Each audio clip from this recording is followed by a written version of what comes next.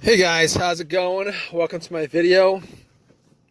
All right, guys, let me tell you guys how I fixed my car the other day. So I was out at the park, did a 1 hour jog, came back to my car, ready to go home, try to start it. It cranked, but it did not turn over. It kept on cranking, but it did not turn over. And I must have tried to crank it at least, I would say like 15 times within the course of me trying to figure it out, what the problem was. All right. So I'm like, okay, what could this situation be considering? I did change the battery up. I changed the battery maybe 2 months ago. It's got a brand new battery. It's not the starter. I know 100% it's not the starter. Obviously, it cranks. The starter cranks the car. It cranks. So I'll rule out the starter. Everything having to do in the starter, ruled out. And basically, it was a strong crank. So I was pretty sure it wasn't the battery. But just in case, I turned on the light. The headlights went out. See how bright they are, and they were pretty bright. So I was like, it probably isn't the battery. I was thinking maybe I had a defective battery, but I was pretty sure it wasn't the battery. All right, it wasn't a slow crank. It wasn't like, it wasn't a slow crank. It was a strong crank. But here's what I did anyway. I actually got my power pack, put it on, and try to crank it that way just to make sure it's 100% not the battery. And it cranked. It wouldn't start. Did the same thing. Definitely wasn't the battery. And on top of that, I was looking around just to make sure that my terminals were clean and tight, because I did clean the terminals. I did tighten them up 2 months ago. I didn't think that it was going to be corroded after 2 months, and they weren't corroded after 2 months. So I was like, all right, okay, I know what the obvious is, but I'm going to go through these steps, just to make sure that I pretty much troubleshoot the easiest things, and then I'm going to go to, the bigger issues. So at that point, I knew it wasn't the starter. Obviously, it's not the alternator. I'll rule those things out. You guys in this situation, you guys don't want to start ruling things out as what the issue is. It won't be the starter. If it's a strong crank, it's not the alternator. If it's a slow crank, wait. If it's a strong crank, it's probably not the battery. If it's a slow crank, it's possible that it is the battery. But just to rule it out, you guys should probably at least try to give it a jump. This situation, just to make sure it's 100% not the issue. All right. So it's not a slow crank. It's a very strong crank, and it cranks up pretty strong. All 15 times that I try to crank it up. So I can rule out those things. Check all the terminals, rule that out. And the negative wire, I could rule that out too, because I wouldn't be getting a strong crank. Well, it's possible. It's possible that it could be the negative ground wire that could cause that issue. It's very possible, maybe. But I was getting a strong crank, so I was pretty sure that all the wiring were tight and good, and it wasn't with the negative or the battery or any of that other stuff. So moving on from that, I'm thinking to myself, okay, maybe it's a fuse. Maybe it's a fuse, the fuel pump. Maybe it's a relay to the fuel pump. Maybe it's the fuel pump itself. Could be the car's computer, all of those things. All right, and I'm going to help you guys troubleshoot this because I troubleshooted it.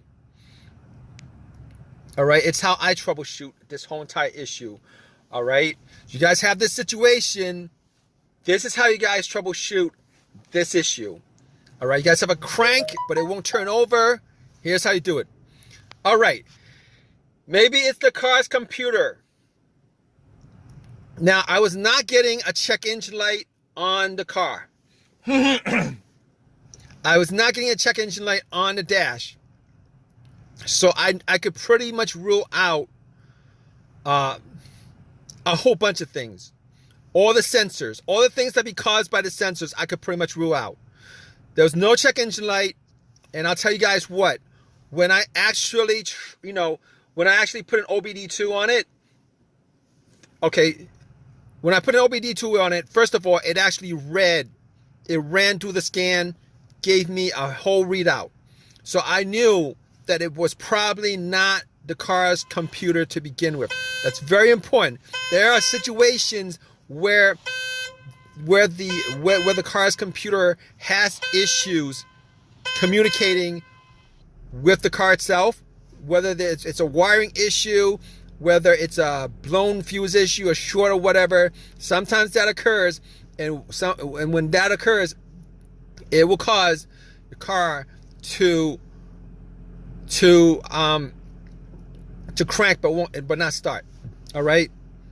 And there's a whole host of things I could run down with this, but I could rule out that. All right. And the fact that there was no check engine light on the dash, and then when I read the whole OBD2, there was not a single code that came up. I could rule out anything having to do with the mass airflow sensor, could rule that out. I could rule out the crankshaft, camshaft. I could rule all that out. And I could probably rule out the throttle position sensor on top of that. So if you guys are probably thinking it's probably one of those sensors that's causing it, one of those things that's causing it, if it's not coming up, if you guys don't have a check engine light with this no crank, with this crank but no start issue, it's a crank but no start issue, you guys could probably rule out all those things that has a sensor connected to it, which is a whole host of things. All right, and this situation pretty much simplifies a whole lot of things as far as troubleshooting this issue is concerned with a crank no start issue. All right, so let's go down from there. All right, now I'll tell you what.